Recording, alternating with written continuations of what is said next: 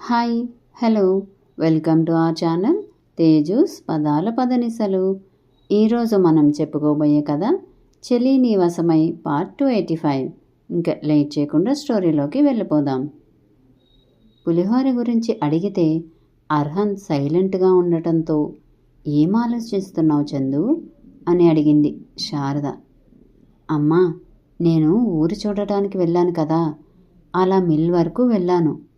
అక్కడ ఏదో మిషనరీ ఈరోజు కొత్తగా ఓపెన్ చేశారంట.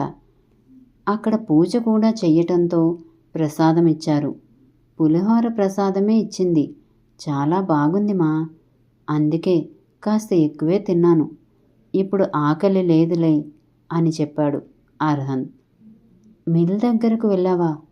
అక్కడ పులిహోర అంటే ఎవరు తెచ్చి ఉంటారో ఆవిడకు తెలుసు కాబట్టి అర్హన్ లోచనాని కలిసి ఉంటాడా అనుకుని, అక్కడ ఎవరినైనా కలిసావా చందు అని అడిగారు. ఎవరినీ కలవలేదమ్మా, టక్కున అబద్ధం చెప్పేశాడు అర్హన్. ఆమెలో నిరాశ స్పష్టంగా కనిపించింది. అంతలోనే తేరుకుని, సరే కాస్త జ్యూస్ అయినా తెస్తాను ఆగు అని బయటకు వెళ్ళి జ్యూస్ తీసుకొచ్చి అర్హన్కి ఇచ్చింది శారద. జ్యూస్ తాగి తల్లికి గ్లాస్ ఇచ్చి, అమ్మా, నేను స్వీటీని పెళ్లి చేసుకోవడం నీకు ఇష్టమేనా? నానమ్మ ఏదో గండం అది ఇది అంటుంది. అసలు నాకేం అర్థం కావటం లేదు. కానీ ఒక్కటి మాత్రం ఖచ్చితంగా చెప్పగలను, స్వీటీతో పెళ్ళి అన్న మాట కూడా అనుకోలేకపోతున్నాను. అలా అనుకున్నప్పుడల్లా నా హార్ట్లో ఏదో పెయిన్. అసలు నేను యాక్సెప్ట్ చేయలేకపోతున్నానమ్మా అన్నాడు బేలగా. చందు, నీకు ముందే చెప్పాను, ఎవరు ఏం చెప్పినా దాని గురించి ఆలోచించకు. కేవలం నీ మనసు చెప్పింది మాత్రమే చెయ్యి. ఇంకా స్వీటీ గురించి అంటావా? నచ్చాల్సింది నాకు కాదు, నీకు. నీ మనసుకు నచ్చింది ఏదైనా నువ్వు నిరభ్యంతరంగా చెయ్యొచ్చు నవ్వుతూ చెప్పింది శారద. అమ్మా, నువ్వు కొత్తగా ఉన్నావు. ఇంతకుముందు ఇలా లేవు. ఎప్పుడూ నాతో ఇంత ఫ్రీగా మాట్లాడలేదు నువ్వు. నాతో ప్రేమగా ఉండేదానివి కానీ ఇలా అయితే లేవు అన్నాడు అర్హన్.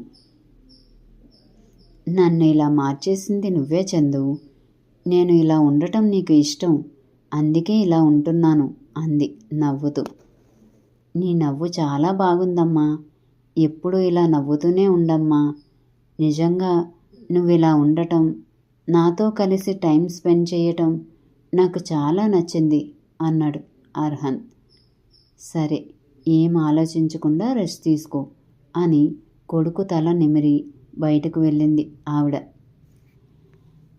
త్రిలోచన గురించి ఎవరిని అడగకుండా ఎలా తెలుసుకోవటం?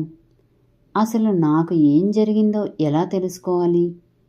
పైగా స్వీటీతో పెళ్ళి ఆగిపోయింది అంటున్నారు. ఇదంతా ఎలా తెలుసుకోవాలి అని ఆలోచిస్తూ ఏదో ఐడియా తట్టినట్టు ఫోన్ కోసం చూశాడు. అప్పుడు గుర్తొచ్చింది తన దగ్గర ఫోన్ లేదన్న విషయం.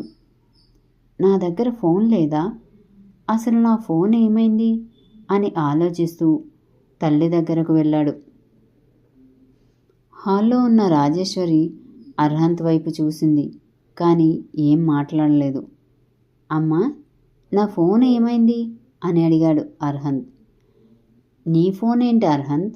అయినా ఇప్పుడు నీకు ఫోన్తో ఏం అవసరం వచ్చింది అని అడిగింది రాజేశ్వరి శారద కన్నా ముందు. నేను అడిగింది నా ఫోన్ గురించి. నేను ఇప్పుడు రికవర్ అవుతున్నాను కదా నానమ్మ. అండ్ నేనేమీ ఫోన్ని మిస్యూజ్ చేయను, ఓవర్ స్ట్రెస్ అవ్వను. కొన్ని కాల్స్ చేయాలి, ముఖ్యంగా మాధవ్తో మాట్లాడాలి, ఇంకా డాడీతో కూడా ఒకసారి మాట్లాడాలి అని చెప్పాడు అర్హన్. ఇప్పుడు ఎందుకు అర్హన్?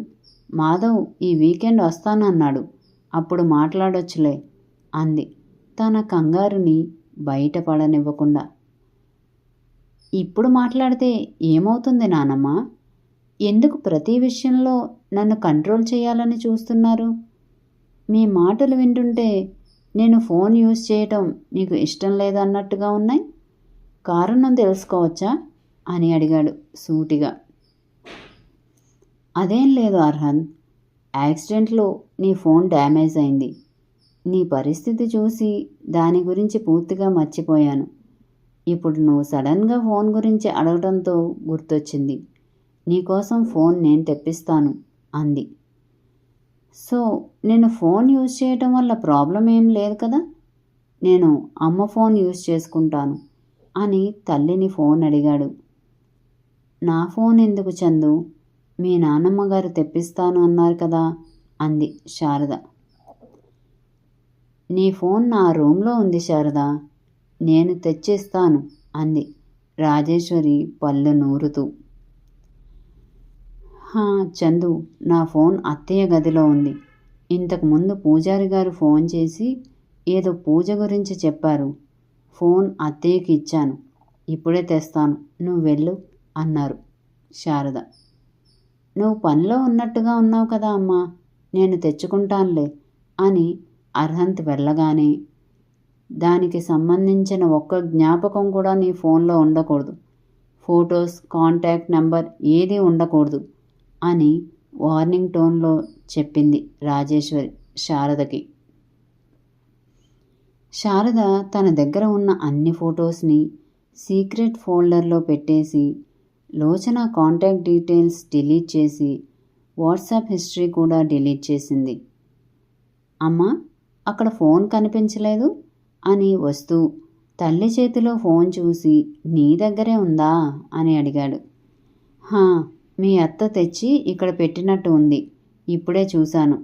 నీ దగ్గరకు రాబోతుంటే నువ్వే వచ్చావు అని ఫోన్ అర్హంత్కి ఇచ్చింది శారద. మాధవ్తో మాట్లాడి చాలా కాలం అయ్యింది. తన బిజినెస్తో పాటు మన బిజినెస్ కూడా చూసుకుంటూ చాలా బిజీ అయిపోయాడు. మనం వీడియో కాల్ మాట్లాడదాం అర్హన్ అంది రాజేశ్వరి. ఓకే, తనకేమీ ప్రాబ్లం లేదు అన్నట్టుగా వీడియో కాల్ చేశాడు. మాధవ్ లిఫ్ట్ చేయటమే హలో ఆంటీ అంటూ ఎదురుగా ఉన్న అర్హన్ని చూసి, పర్లేదు, నేను గుర్తున్నాను, నన్ను కూడా మర్చిపోయావని అనుకున్నాను అన్నాడు పక్కనే ఉన్న రాజేశ్వరీదేవిని కాస్త కోపంగా చూస్తూ. హాస్పిటల్లో ఆవిడ ప్రవర్తన చూసి మాధవ్కి చాలా కోపం వచ్చింది. గోపాలరావు గారు, భారతి ఇద్దరూ లోచనకి అన్యాయం చేస్తే మేము చూస్తూ ఊరుకోము అని హెచ్చరించినా ఆమె వెనక్కి తగ్గలేదు. ఊళ్ళో రాజేశ్వరీదేవి బంధించిన పిల్లల గురించి ఆలోచించి వాళ్ళని వెనక్కి తగ్గమని, తన కోసం పిల్లల ప్రాణాలు రిస్క్లో పడతాయని వాళ్ళని అక్కడి నుండి పంపించేసింది లోచన. ఆ తర్వాత ఫోన్ కాల్స్ కూడా లేవు. మాధవ్ లోచన వాళ్ళకి చేస్తున్నాడు కానీ అర్హంత్కి మాత్రం చెయ్యలేదు. నిన్నెలా మర్చిపోతానురా, నువ్వు నా జిగిరి దోస్తివి కదా. నేనంటే హాస్పిటలైజ్ అయ్యాను కాబట్టి రాలేకపోయాను. నీకేం వచ్చిందిరా, నా దగ్గరకు రాకుండా ఉన్నావు కాస్త కోపంగా అడిగాడు అర్హన్. చెప్పాను కదా అర్హన్, మన బిజినెస్ కూడా మాధవ్ చూస్తున్నాడు అని.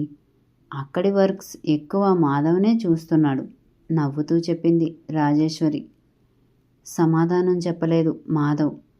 కోపంగా ఒక చూపు చూసి వెంటనే నవ్వుతూ అర్హన్ని చూసి, ఎలా ఉందిరా నీకిప్పుడు అని అడిగాడు. మాధవ్ రాజేశ్వరీదేవిని కోపంగా చూడటం, ఆమెతో మాట్లాడకపోవటం, కనీసం విష్ చెయ్యకపోవటం అంతా గమనించాడు అర్హన్. చూస్తున్నావుగా ఎలా ఉన్నాను, కానీ పిచ్చ బోర్ కొడుతుంది. బట్ ఈ ఊరు బాగుంది, కానీ ఈ ఇల్లు నచ్చలేదు, ఏవో నెగిటివ్ వైబ్స్ అన్నాడు. అక్కడ ఆలయం ఉంటుందిరా, చాలా ప్రశాంతంగా ఉంటుంది, అక్కడికి వెళ్ళాల్సింది అన్నాడు మాధవ్. నీకెలా తెలుసు అని అడిగాడు అర్హంత్. నేను కూడా అక్కడికి వచ్చాను, ఆ ఊరంతా నువ్వే తిప్పి చూపించావు, అందుకే తెలుసు నవ్వుతూనే చెప్పాడు మాధవ్. చూడాలనిపిస్తుందిరా, వచ్చేయచ్చు కదా అని అడిగాడు అర్హంత్. నువ్వు అడిగాక రాకుండా ఉంటానా అన్నాడు మాధవ్. నాకు హెల్ప్ కూడా కావాలి అని అడిగాడు అర్హంత్. నువ్వు హెల్ప్ అడగడం ఏంటిరా, ఆర్డర్స్ వేయాలి కానీ అన్నాడు మాధవ్. నాకు యాక్సిడెంట్ ఎలా జరిగిందో తెలుసుకోవాలని అనుకుంటున్నాను. దానికి సంబంధించిన డీటెయిల్స్ అన్నీ తీసుకురా. కేస్ ఫైల్ చేసే ఉంటారు కదా, దానికి సంబంధించిన సాఫ్ట్ కాపీ, అలానే మీకు వీడియో ఏదైనా దొరికితే అది కూడా తీసుకురా అని చెప్పాడు. ఇప్పుడు అవన్నీ ఎందుకు అర్హంత్? పక్క నుండి రాజేశ్వరి తన కంగారు కంట్రోల్ చేసుకుంటూ అడిగింది. కానీ ఆమె ఫేస్లో కంగారు స్పష్టంగా కనిపిస్తుంది. నువ్వే చెప్పావుగా నానమ్మ, నాకు థ్రెట్ ఉందని. మరి నేను తెలుసుకోవాలి కదా, నా శత్రువులు ఎవరో, వాళ్ళ వల్ల నాకు మాత్రమే ప్రమాదమా లేక నా వాళ్ళకి కూడా ప్రమాదమో నేను తెలుసుకోవాలి కదా అని అడిగాడు. అవన్నీ నేను చూసుకుంటాను అర్హంత్. ఆల్రెడీ కాసిం వాళ్ళ టీం ఎంక్వైరీ స్టార్ట్ చేశారు. ఎన్ని రోజులు నువ్వు మాత్రమే మాకు ముఖ్యం అనుకుని మిగిలిన వాటి గురించి పట్టించుకోలేదు. కానీ నువ్వు స్పృహలోకి వచ్చిన మరుసటి రోజు నుండి నేను చేయాల్సింది మొత్తం మొదలు పెట్టేశాను. నీకు తెలుసు కదా నా గురించి అని గొప్పగా చెప్పింది రాజేశ్వరి. హో గుడ్, అయితే నేను కాసిం కాకాతో మాట్లాడతాను. ఇంతకీ కేస్ ఫైల్ చేశారా అని అడిగాడు. మన టీం కన్నా వాళ్ళు పర్ఫెక్ట్గా వర్క్ చేస్తారని నేను అనుకోవటం లేదు అర్హంత్. అయినా అవన్నీ నేను చూసుకుంటాను. నువ్వు ఇంకా కొన్ని రోజులు జాగ్రత్తగా ఉండాలి. ఇవన్నీ ఆలోచించి లేనిపోని టెన్షన్స్ తెచ్చుకోకు. నా మీద నమ్మకం ఉంచు, నేను చూసుకుంటాను కదా అంది ఆవిడ నమ్మకంగా. ఇప్పుడు ఆమె మొహంలో కంగారు కాస్త తగ్గింది. ఓకే అన్నట్టుగా తల ఊపాడు. కానీ అర్హంత్ మనసులో తన నానమ్మ మీద అనుమానం మొదలైంది. దాన్ని అక్కడే వదిలేసి, చెప్పు ఎప్పుడు వస్తున్నావు అని అడిగాడు మాధవ్ని. వర్క్స్ ఉన్నాయిరా, నువ్వు సైన్ చేయాల్సిన కొన్ని ముఖ్యమైన డాక్యుమెంట్స్ కూడా ఉన్నాయి, వాటిని తీసుకొస్తాను అన్నాడు మాధవ్. అదే సామి ఎప్పుడు నవ్వుతూ అడిగాడు అర్హంత్. 2 రోజుల్లో వస్తాను అన్నాడు మాధవ్ నవ్వుతూ. నైట్ ఇంటికి వెళ్ళాక కాల్ చేయి, తాతయ్య అమ్మమ్మతో కూడా మాట్లాడాలి అన్నాడు అర్హంత్. మీరు ఆర్డర్ వేశాక చెయ్యకుండా ఉంటానా? ఖచ్చితంగా చేస్తాను సార్ అన్నాడు కాస్త బెండ్ అయ్యి. చాలే వేషాలు ఎక్కువయ్యాయి, పని చూసుకో ఇంకా అని నవ్వుతూ ఫోన్ పెట్టేశాడు అర్హంత్. రాజేశ్వరీదేవి ఏదో పని ఉన్నట్టుగా హడావిడిగా అక్కడ నుండి వెళ్ళిపోయింది. తల్లి కిచెన్లో ఉండటం చూసి అర్హంత్ తన రూమ్లోకి వెళ్ళాడు. రూమ్ డోర్ లాక్ చేసుకొని ఫోన్ ఆన్ చేసి మొదట గూగుల్లో తన గురించిన న్యూస్ చూశాడు. స్టడీస్ పూర్తి చేసుకుని రావటం వరకు మాత్రమే న్యూస్ ఉంది, ఇంకే న్యూస్ కనిపించలేదు. స్వీటీతో తన పెళ్ళి ఆగిపోవటం, తనకి యాక్సిడెంట్ అవ్వటం, కోమాలో ఉండటం అన్నీ పెద్ద న్యూస్లే.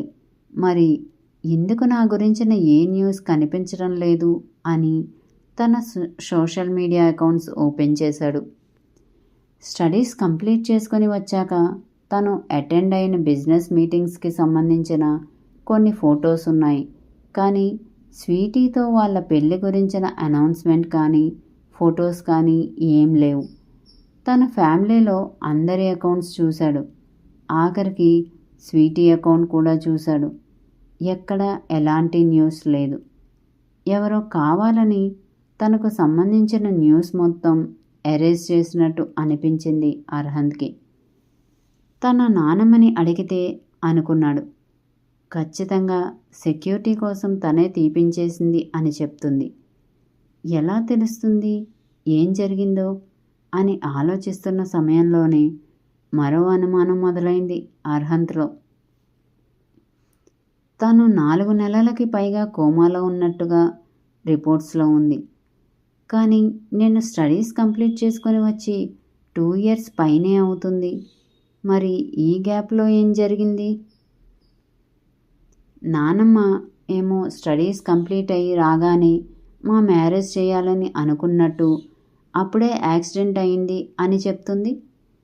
దేవుడా అంటూ తల పట్టుకున్నాడు. ఆ స్ట్రెస్కి తలనొప్పి మొదలవ్వటంతో. మరిప్పుడు ఏం జరుగుతుందంటారు? తెలుసుకుందాం మరో అప్డేట్లో. మా వీడియో కనుక మీకు నచ్చినట్టయితే లైక్ చేయండి, కామెంట్ చేయండి, సబ్స్క్రైబ్ చేయండి, బెల్ కొట్టండి.